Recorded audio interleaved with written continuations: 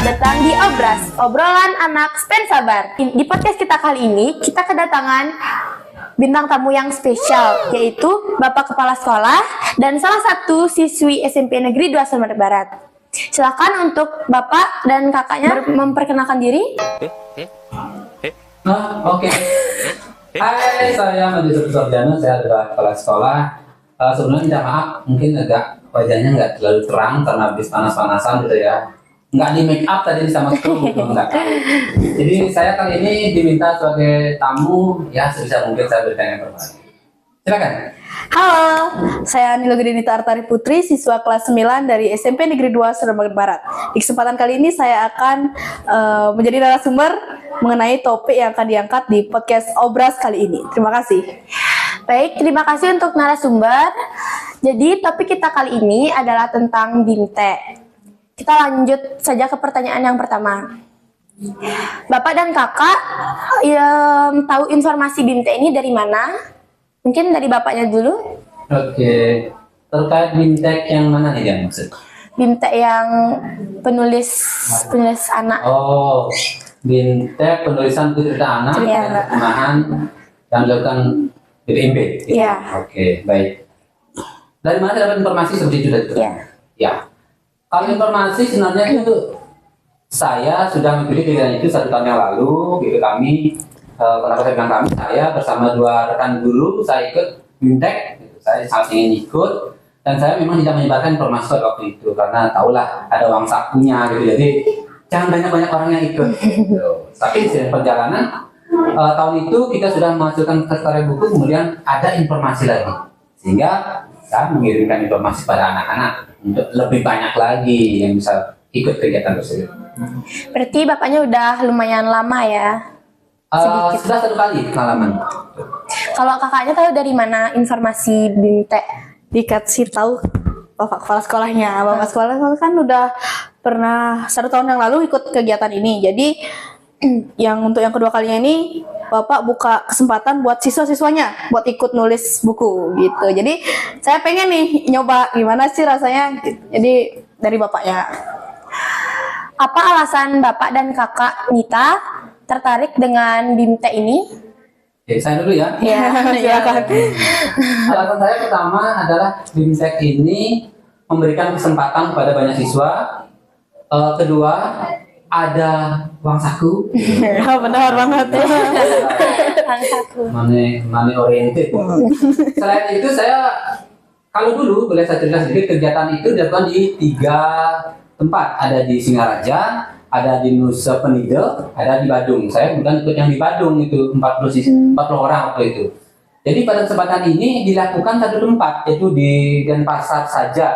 Sehingga pikiran saya kemungkinan orang-orang yang jauh itu nggak bakalan ikut. Jadi ini peluang bagi saya untuk mengajak siswa saya sekaligus ingin menggaungkan nama SMP Negeri 2 Sumatera Barat, mumpung gratis. Benar ya. Gratis. Seperti itu. Oke, dari kakaknya?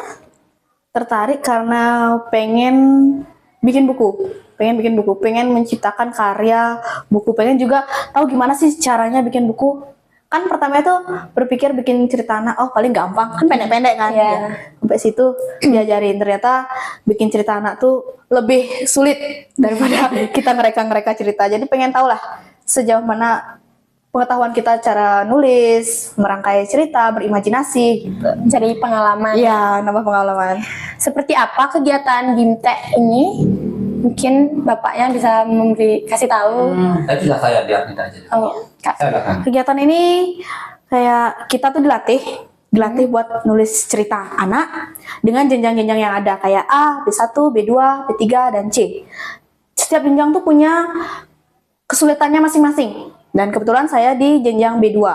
Dan di situ kita diajarin gimana sih ngerangkai kata-kata yang biar nggak panjang, biar gampang dimengerti sama anak-anak juga, dan menarik untuk dibaca gitu. Dan kegiatan BIMTE ini bagi saya menyenangkan.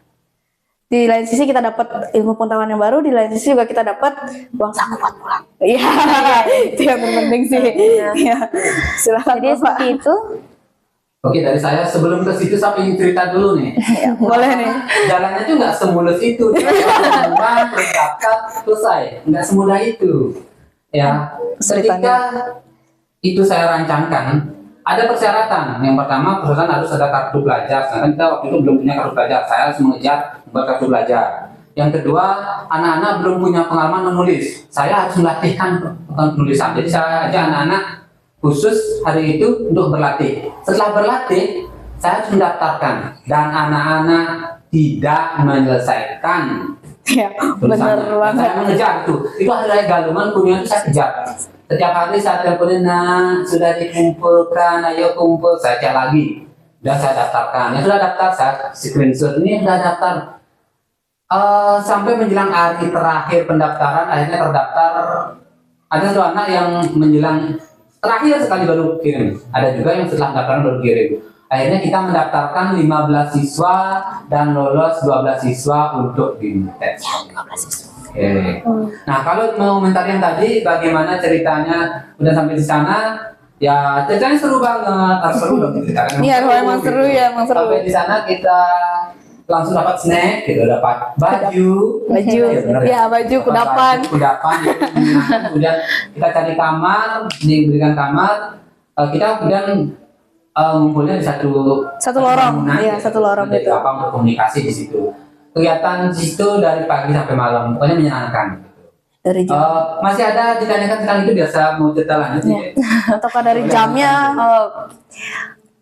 Gimana kan kalau perasaan udah tadi ya bapaknya menyatakan kendala apa yang kalian bapak dan kakaknya alami selama mengikuti BIMTEK? Kendala. Oke. Kalau kendala yang menjadi kendala bagi saya adalah bahwa saya mengajak anak-anak yang memang notabene akan berinteraksi dengan orang dewasa gitu. Jadi saya harus menjaga mereka, meyakini bahwa mereka dalam keadaan sehat, selamat di sana. Saya tahu mereka akan dalam keadaan stres, saya percaya gitu. Mereka benar-benar akan stres, itulah yang saya waspadai.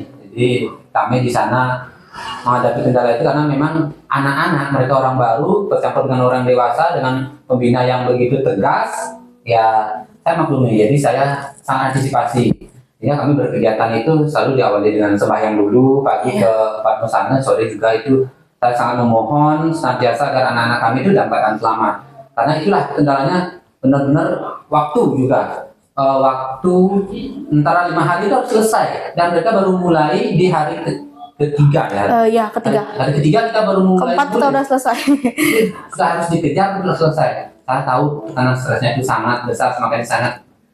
Saya ingin menjaga situasinya itu. Seperti itu yang kendala saya hadapi ya. Silakan minta. Kalau saya kendalanya di bagian kan kita peserta dalam satu kelas itu 40 orang, ya kan, di 40 orang itu.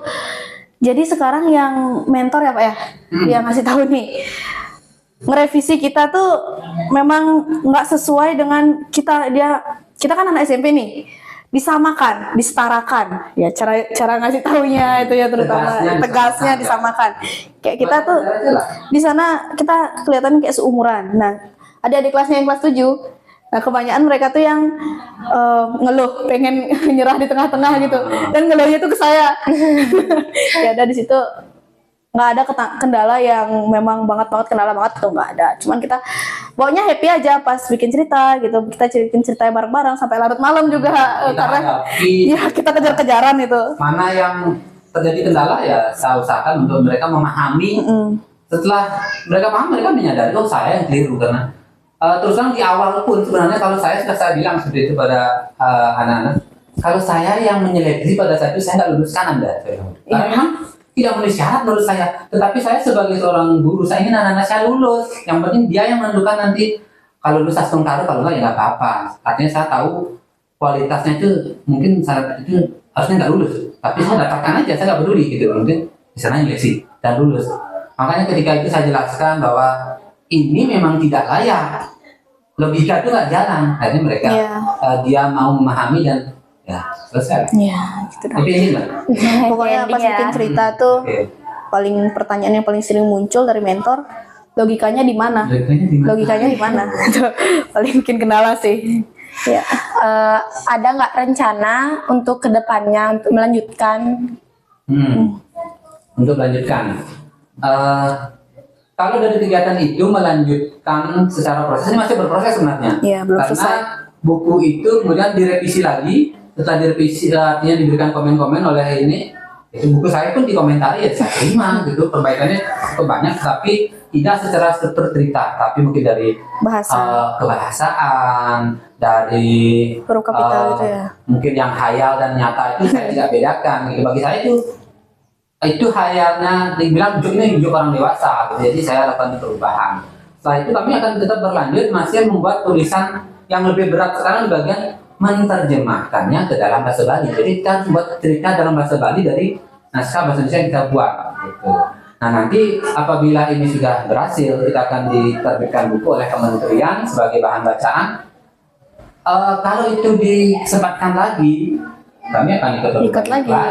Iya dong. Kemarin batasannya kan kami terkendala alat, ya kami hanya punya Chromebook, itu pun punya 15 dengan rusak 3, Cuma dibaca 12. dan lolos 12. Jadi pada kesempatan kali ini siapapun yang menonton acara ini ya, jadi sekolah kami punya semangat. Tapi kita punya dana sedikit, tolong dong dibantu. Mungkin ada yang bisa membantu dengan materi uang boleh, gitu. Atau mau menyumbangkan Chromebook, kami sangat siap terima. Mungkin sampai di Bapak Menteri, mohon kami dibantu di SMP Negeri 2. Kita semangat di sini. Kita menerima, kita mau maju, mohon didukung. Seperti itu. Gitu. Ya. Hal apa yang diperoleh setelah diminta mungkin? Kita dulu deh. Yang diperoleh pertama pastinya ilmu mengenai cara nulis buku, ya nggak sih Pak? Gratis. Iya gratis, gratis lagi 5 hari berturut-turut. Habis Makan itu gratis. makan gratis. Berarti hampir 1 minggu ya. Iya, nggak ada di sekolah hampir 1 minggu. Makan gratis. Makan gratis. Setiap hari dapat jajan 3 kali sehari. Jadi sudah dapat tempat tidur yang diperoleh kan? Iya. Ya, ilmu, jajan, makan, teman juga. Banyak, ya. Iya, walaupun Temennya itu anak SMP ketemu sama dosen, Iya. penulis, ketemu sama orang biasa, Iya. campur. ya kita temenan di atas. Kita sendiri tuh paling kecil di sana. Kita SMP sendiri di sana. Berarti sendirian SMP. Iya, Ya, satu-satunya di Provinsi Bali. di Provinsi Bali yang ikut BIMT satu-satunya. 12 orang lagi. 3 guru, 1 kepala sekolah, 12 siswa. Tepuk tangan dong. Tangan dong. Jadi itu dah teman, makan, jajan, tempat untuk istirahat gitu Iya. ya. Ilmu tuh banyak banget selama 5 hari.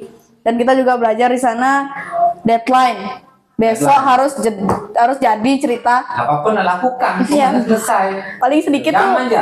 26 lembar paling sedikit dalam waktu 2 hari. Jadi itu aja kita Jenjang gitu ya. tergantung jenjang, kita paling sedikit 26 24 gitu. Dan paling penting itu dapat ilmu dan dapat uang. Dapat Dapat uang lumayan besar loh Oke. nominalnya. Ya. Silakan Bapak. Kalau dari saya kalau dulu ya kita perlu karya buku, dan sekarang saya merasa bangga karya buku saya yang pertama sudah diterbitkan oleh kementerian dan itu tidak dijual namun diedarkan ke sekolah-sekolah. Itu ada nama saya. Iya. Banggaan dong.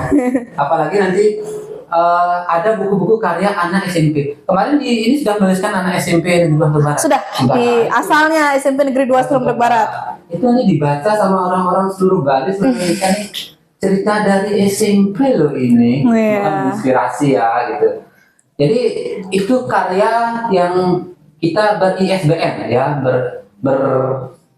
bernomor yang memang tercatat di Perpustakaan Nasional. di catatan buku nasional. Itu karya kita yang nggak mungkin menjadi nomor orang lain gitu. Nomor uniknya kita miliki, itu suatu kebanggaan yang bisa saya ceritakan nanti. Dapat suatu kebanggaan. Iya. Baik, sebelum mengakhiri podcast kali ini, mungkin untuk narasumber kakak atau bapaknya bisa berikan motivasi kepada penonton online kita kali ini. Motivasi. Ya. Apa bapaknya, Bos? Oke, ini tadi. Bisa panjang soalnya. Sama banyak. Motivasinya kalau kalian dapat kesempatan yang memang berpengaruh baik buat diri sendiri, bisa membanggakan diri sendiri, mengapa nggak dicoba? Jangan sia-siakan waktu yang ada. Kesempatan tidak datang 2 kali.